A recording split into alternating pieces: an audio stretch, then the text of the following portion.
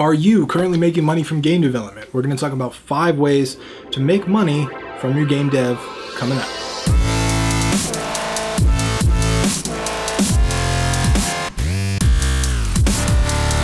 What's up guys, Tim Rusk here from Game Dev Underground, helping you build, finish, and launch better games.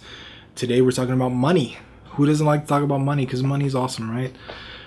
Thing is, it's not always easy to make money in game development. Game development is a very hobby-fueled, passion-fueled industry.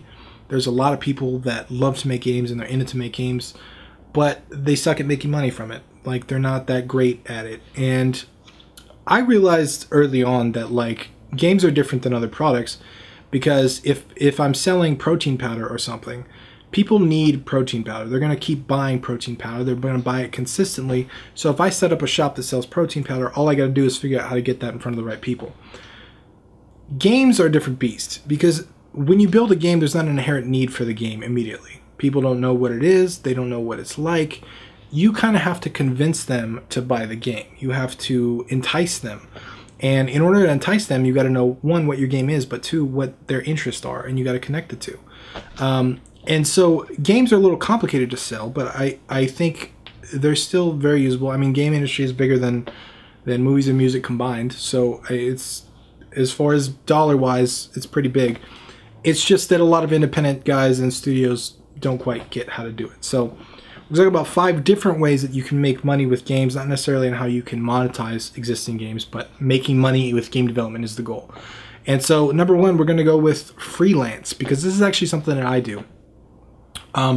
As a business owner, and when I got out of my marketing company, I realized that, hey, I don't want to start another business on a chance. I don't want to say, okay, I'm going to risk 8 months of my life building this thing and then put it out there and hope people buy it. It was a big risk. It still is a big risk, right? And I'm actually building my own game in February that's going to be launched like that anyway, despite my thinking. But one of my thoughts was, hey, I know how to get clients. I know how to build a business. Doing freelance game dev is a great alternative, because I can make games, which I love to do, but I can also get paid by clients to build the games. And I felt like that was a safer business move, at least initially for me, to build up, get more games done, make some money, pay the bills with that kind of stuff, versus actually starting out making a game. So freelance is a really great way to make money with games, especially if you have some skill and some software. There are a lot of people that will pay you to make games for them. Getting clients is going to be the hardest part, obviously, but you can always find clients. You can go on freelance sites. You can go on Craigslist. You can go on... Craigslist always has... I've had some bad experiences with some Craigslist clients, let's put it that way. But, you know, if you keep your eye out there, you network with people, you'll find somebody that wants to pay you to make games, and it can be really lucrative when you figure out how to navigate the whole thing. So number 2 is going to be super obvious. That's sales of your game, right? If you have a paid game and you sell it.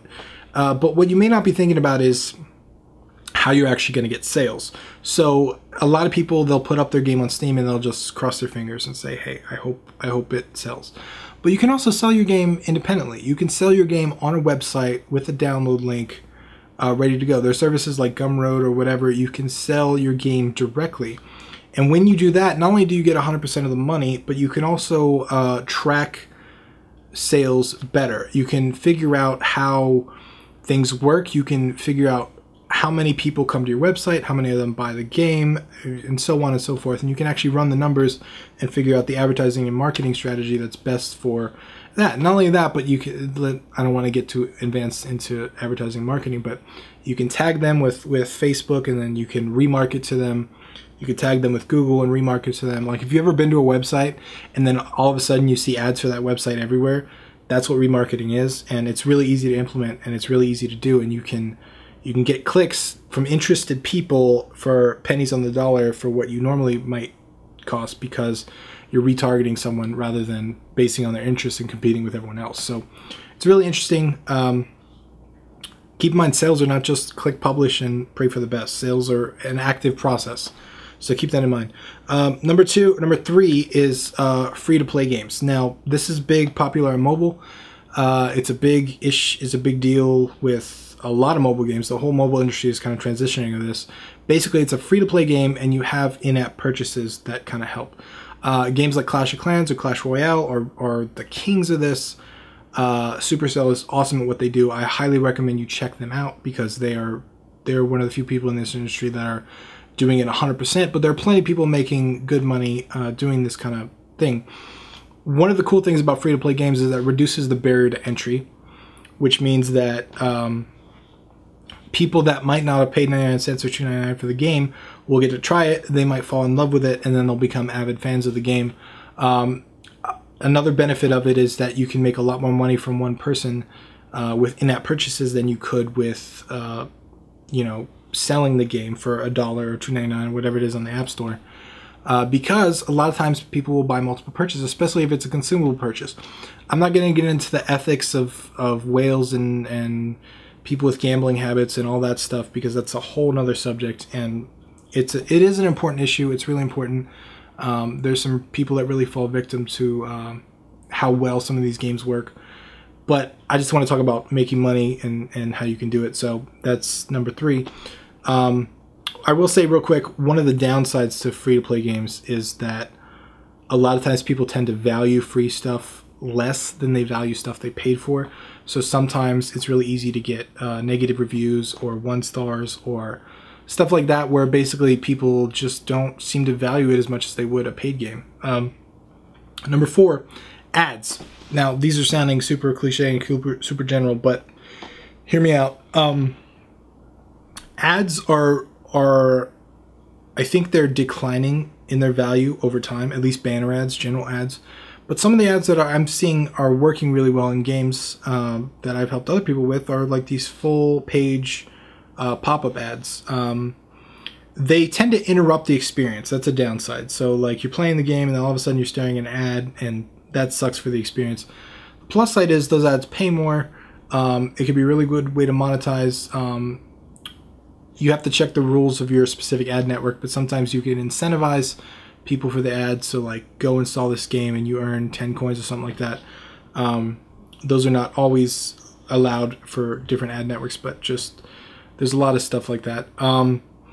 Ads are good though, because they're generally easy to implement. They can kind of add money on autopilot, and especially if you have like a really small game that didn't take you a long time, but it tend to gain some traction, or you have one that just starts getting installs, ads are a great way to kind of monetize it quickly while you figure out other things to do. But I don't think that ads are an actual business decision. Like if you're trying to make an actual game development company, I don't think you should base your business model on ads, because ads I don't think are going to be long-term viable, at least in the state we see them now.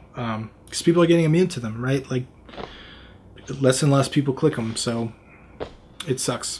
But number 5, and this is one that I haven't seen a lot of. It's something that I've done before, and it's sponsorships.